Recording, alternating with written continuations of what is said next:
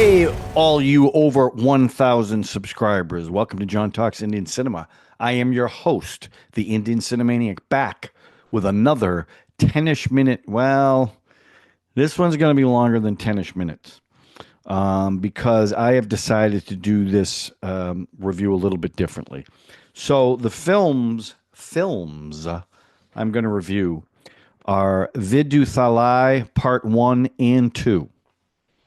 And the reason why I'm going to do it this way, I watched them consecutive nights. And they really are a continuation. It's one film, really. And I consider them like, the interval was watching it the next night. I think that's the best way to do this rather than two separate reviews when it really melds together, okay? So the film was directed by Vetrimaaran. It stars Soori, who I understand has mostly done comedic roles, and this was his, I must say, impressive lead debut. Vijay Sethupathi, who I'm a big fan of. I've seen him in a lot of stuff, and I really like him too. Bhavani Sre, Gautham Menon, and wait a minute, I got some other cast members. I know I wrote them down. Where are they? Oh, here they are. Because there's a lot of people in this. Shaitan, who plays a great bad guy. Well, there's more, but those are the main ones. So this was based on a short story called Thunavan, and it's set in 1987. It is they are Tamil films. So I'm going to do this like it was one long movie with two halves, because to me it was a film about two halves. And I will tell you up front, I thought the first half was much better than the second half.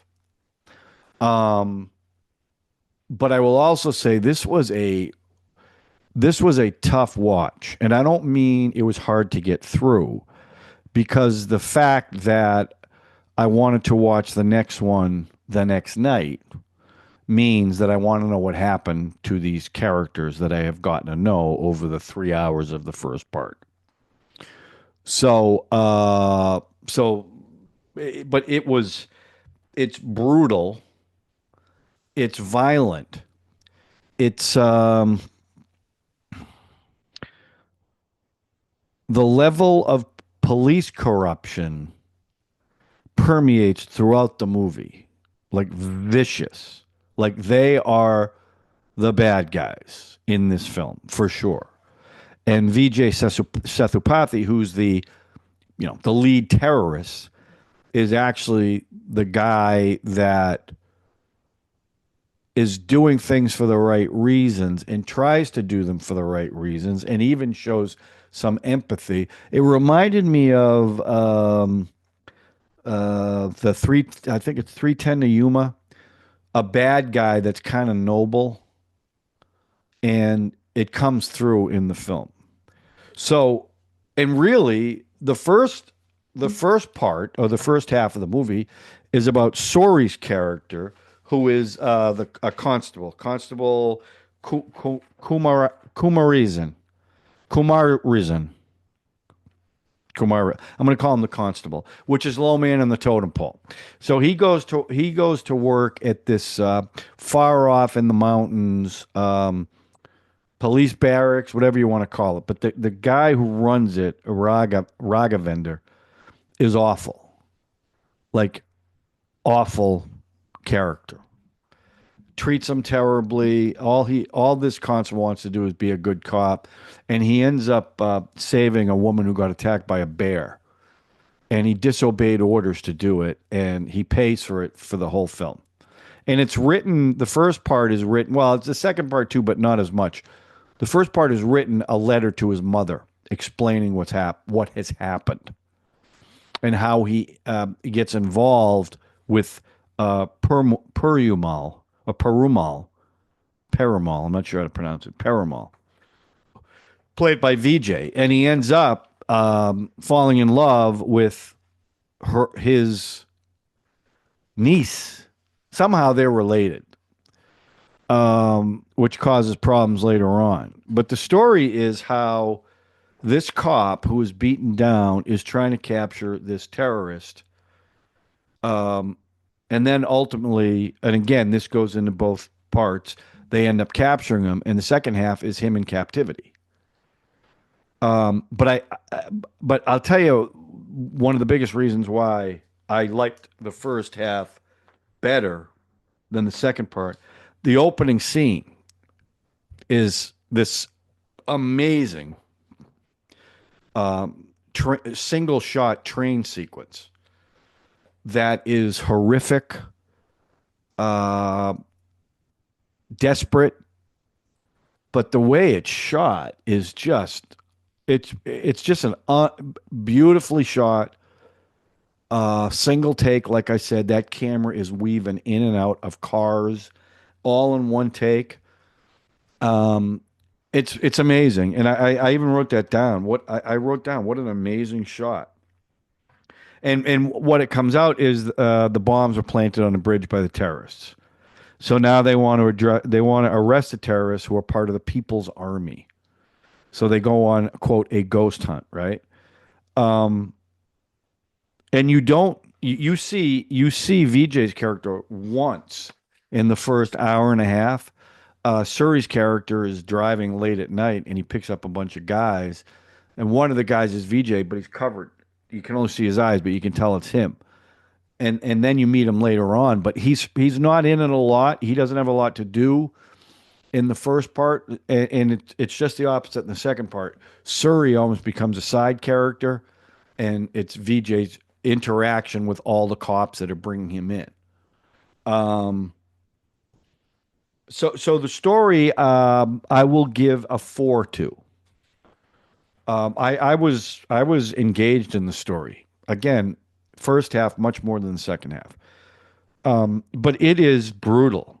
And they pixelate, like the women, the cops strip the women naked, and everything's pixelated. Now I don't know if that's true, if they really do that in the movie theater. Maybe they do, but on Netflix they definitely pixelated it. But it was just brutal the way they were treating all the women. In fact, his love interest, about halfway through the film, the cops are torturing her and everything. And then she kind of disappears for almost the entire second half of the film. You really never see her again. And they had a cute little relationship, a believable relationship too, I thought. The performances, man, listen, it was so different because you got Suri's character who's trying to do the right thing, and they're beating him down mercilessly. But he's still trying to do the right thing. That's the thing with him throughout this movie. He's always trying to do the right thing. And at some point, he feels a little sympathy for Vijay's character, even though ultimately he's the reason why they're able to track him down. In that scene, like he is Suri's character is kind of mousy the whole film. They never give him a gun till the second half. But when they go to get Vijay's character through this crowded village with tight alleys, all of a sudden he becomes action star, and he's doing these amazing things, like on the roofs, jumping off the roofs and going after this guy. It's a great scene, and it goes on for about 15 minutes. But he's amazing in it, really amazing in it. So his character goes through a lot in the first half. And ultimately why he really wants to track him down is he knows that the women are all in the prison getting tortured. And the only way it stops is if they capture him, including his love interest. And Vijay ultimately is resigned to the fact that he's got to be captured to prevent this. And if you go by like the two leads, especially because they are so different, Vijay is he doesn't get super overexcited in films, but he's got like this intense presence, calming. Even his interaction with the cops, he's trying to win them over. He's trying to explain himself to them, But those scenes in the second half where they're sitting around, going up to the mountains. And by the way, the location is unbelievable. I've never seen anything like it. As they go up, in fact, he saves the bad cop's life at one point. But that was another thing. The head guy is killing his own cops, and at one point, he's ready to kill them all because they witnessed something he did that was bad, and he doesn't want to get caught, and he's ready to kill all his cops. I'm like, what the heck? So there wasn't like even the one guy in the second half. There's one guy that takes over that you think is a good cop. Well, VJ's character turns himself in at the end because of all his followers are getting killed and a bunch of cops are getting killed, and that cop just blows him away, just fires at him, even though he turns himself in unarmed. And I'm like, that was one of the good guys. Now Soori's character gets his revenge a little bit because he realizes this is wrong. What they're doing is wrong at the very end. But the performances were a four because the two leads were, and again, I'm looking at both parts because again, VJ wasn't in it in the first part very much, but the two halves of the film, you put them together, they were fantastic. And the bad guy was Weasley. You hated him. You wanted him to die, even though he didn't. But it was just the cops were just like so bad, like almost over the top, unbelievably bad. And you're like, how could this even exist? Even they bring in one guy, Menon, there, who's supposed to straighten everything out, and he seems like a good guy. He's the one that authorized the torturing of the women. So, and then, when they capture VJ, those are brutal scenes too, because at first they're torturing him to get information, but they know they're not going to get anything. And then when they finally have the big battle up on the mountain, I mean, all these cops are dying, all his guys are dying. It's just a brutal, raw movie. That's the best way to describe it. Because even the location, you don't see a lot of sun, and all the foliage and everything. It's just like going up this mountain with little roads. You can't see 2 feet in front of you. It was unbelievable. Now, as far as the music goes, now I will tell you this about Tamil films: they don't do the crazy musical numbers. They just don't do it. There were numbers in this, but they were more like background music to montages of when he was falling in love. It's a love song and their relationship grows. That was a song, but it was in the background. The second song was When I Walk With You. He walks her back to the village. And then in part two, there was a revenge killing, and it was almost a chant. I'm sorry, there was a marriage proposal when VJ, this is a flashback when he marries his wife. It was called Give Me Some Time. I thought that was a cute number. The third song was Revenge, and it was a chant. And then the fourth song, again, these are all background when they give birth to their daughter. But he knew that in order for this thing to work, he was going to have to die. VJ's character, the mentor, as he's called. So the music was a 3. I mean, I'm glad they didn't do any crazy musical numbers. But overall, like if I was to rate both halves of the film, right? I wouldn't give 1 rating. I'll give 2. I thought the first half was a 4. I really liked it. I liked Soori's character. I liked the way that VJ's character was kind of mysterious. You didn't know everything about him. You didn't know his backstory. I mean, the cops were so corrupt, and it was brutal. But it was. I really, really liked the first half. Second half was okay. I gave it a 3. Because the second half was a 3-hour. We're going to take them to jail, and that's what it was. Now, did it have to be 3 hours? Probably not.